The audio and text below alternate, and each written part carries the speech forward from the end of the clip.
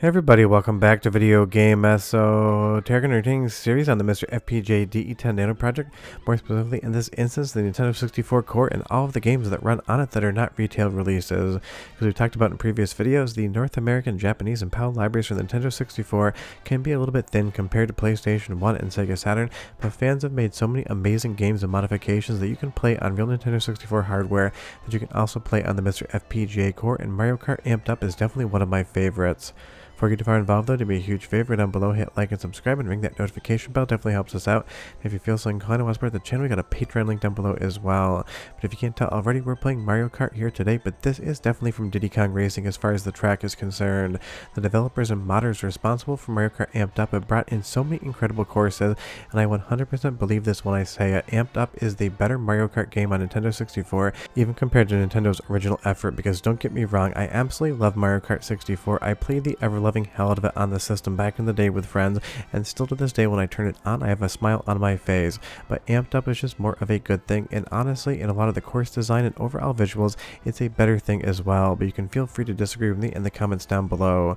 Now as far as the performance is concerned, it absolutely is amazing here on the Nintendo 64 Turbo Core, which is being used for this capture, because you can get a couple extra frames out of the game. And as far as the visuals are concerned, there's so many polygons on screen, this just 100% straight up looks like a better version of Mario Kart 64 than Nintendo could ever make. And that is just down to the fact that developers in the last couple decades have gotten a lot better handling on the hardware of Nintendo 64 and how to code for it. There's been so many innovations, there's been so many developments, and just better understanding of exactly how to get every last ounce of performance out of the hardware, whether you're on an FPGA core or an original console. And you can see that here, and I would say the course layout, all of the shortcuts and different environments you're going to be going through just absolutely look stunning, and definitely do look better than what Nintendo made. But of course Nintendo made this back when the Nintendo 64 was new, so even they didn't have 100% of a firm grasp on exactly how to code for the hardware, because this was Nintendo's first 3D console, and basically developers were learning how to develop 3D games on the fly to get games out the door and into players' hands. So I'm not knocking Nintendo whatsoever. Mario Kart 64 is still absolutely an innovative game that was amazing back in the day, but Amped Up takes that formula and just runs with it in all of the best ways possible. And I love all of the different course designs you're going to get here as well. There's so many fun different ways to race, and there's a totally new options menu that's going to allow you to articulate every single course the way you want it to.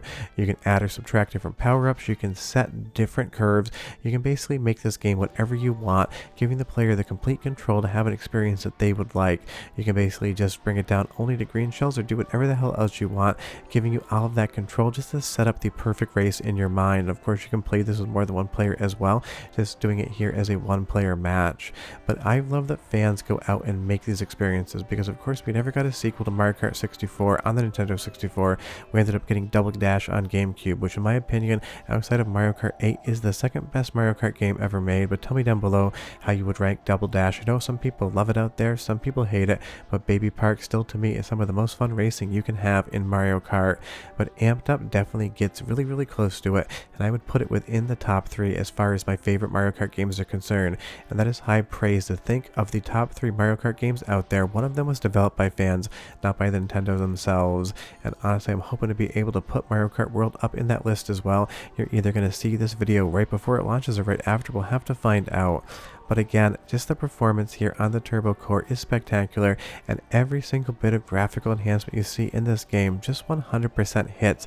It is such a pretty game in motion, and there's so many fun courses, including some from Sonic Adventure, because that's the fun thing about Amped Up. It has a sense of humor and personality, and you're not just going to be playing courses that are designed around Nintendo properties, you're going to be jumping into the world of Sonic Adventure as well, and I just think that's absolutely hilarious.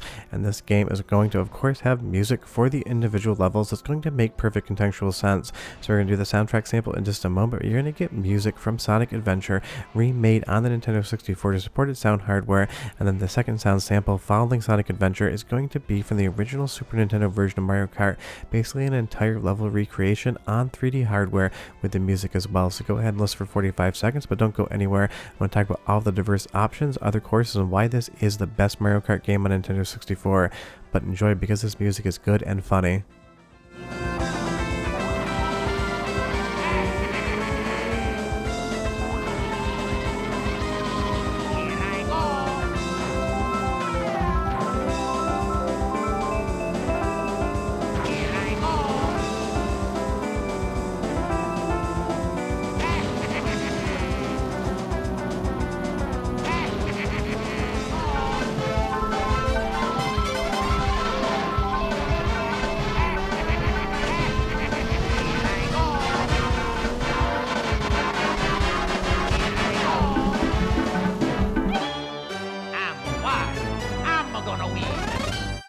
It's so much fun seeing a course from the Super Nintendo Mario Kart recreated with the music on Nintendo 64 hardware, and it's wild to me to think that before the Super Nintendo Mario Kart, this franchise didn't exist, but here in 2025, we're very shortly going to be playing Mario Kart World. It's one of those things, I've been playing Mario Kart my entire life, I always want more of it, but it isn't a franchise that Nintendo trots out all that often. They rode Mario Kart 8 like a government mule, just basically running it into the ground, not in a bad way, but just utilizing that game engine and adding courses over and over again.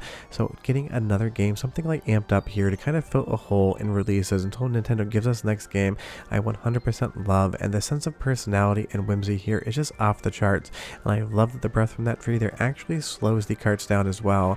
A lot of the things you see in the levels aren't just for graphical fun, they actually impart a little bit of effect on the race. And you'll see here, you can change so many different items on or off. You can basically just make this game whatever you want. If you just want green shells, just have green shells. If you just want red shells, just have red shells.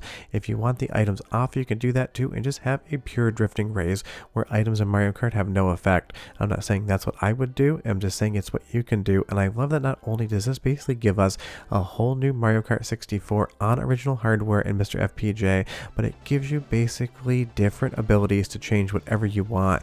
If I had to pick one course in the entirety of Amped Up that I love more than any other course, it's gotta be the Super Mario World one. I love the pixelated look here, I love how janky it looks in all of the most intentional and best ways. It really does feel like seeing Super Mario World in 3D in Mario Kart 64. The developer's sense of imagination here is just off the charts. If they could do something and make it seem fun, they went with it and it works. I would say that there's not a single bad course in Amped Up.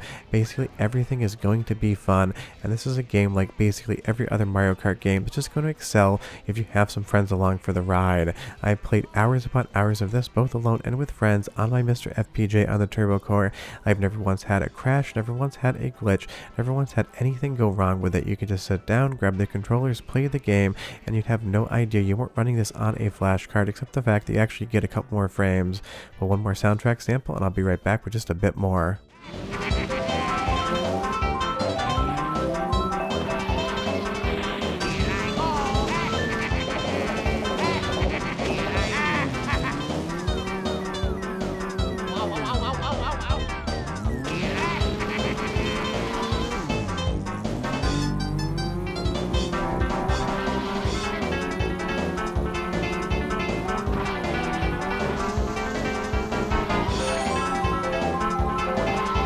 Not only is this my favorite visual design in the entirety of Amped Up, but it's hearing the actual Super Mario World music come out of the Nintendo 64 also is my favorite soundtrack element, and that really is the thing about Amped Up. It is just a love letter to basically every single Nintendo property, as well as some Sonic properties and even Diddy Kong Racing and other inspirations.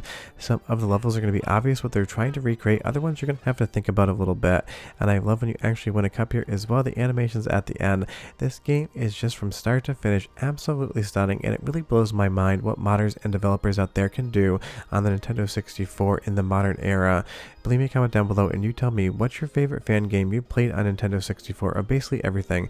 Doesn't need to be Mario Kart 64, it can be any of the games and any of the mods, because maybe they'll show up here if they work on original hardware. And that's the great thing about the MiSTer FPGA core. It is so accurate and precise, but as close as you can get on MiSTer FPGA right now, that so many of the games that work on real hardware are going to work here. Now there are a couple edge cases, games that will run on real hardware that don't work on the core, and that may just be down to the fact that they use some functions of the hardware that no other retail library game does. But the developer of this core, Robert or FPGAZumSpass, has gone back into the core in a few instances to make sure other games that weren't part of the retail library boot, and a lot of the LibDragon games, a new software development kit and library set for the Nintendo 64 are going to work on the core. And honestly, we won this cup here, the tire is spinning, it is just an incredible time, and you never know what the next ROM hack or fan game for Nintendo 64 is going to be, but I will definitely check it out here. The most recent one from Mark Kirko with Banjo-Kazooie, an absolute banger, 10 out of 10, and I can't wait to see what comes next on all of these game fronts, because that's the great thing about MiSTer FPGA. Every time a fan makes a new game that runs on Nintendo 64 hardware, we can test it on the core, and I'd say 99 out of 100 times it boots perfectly fine.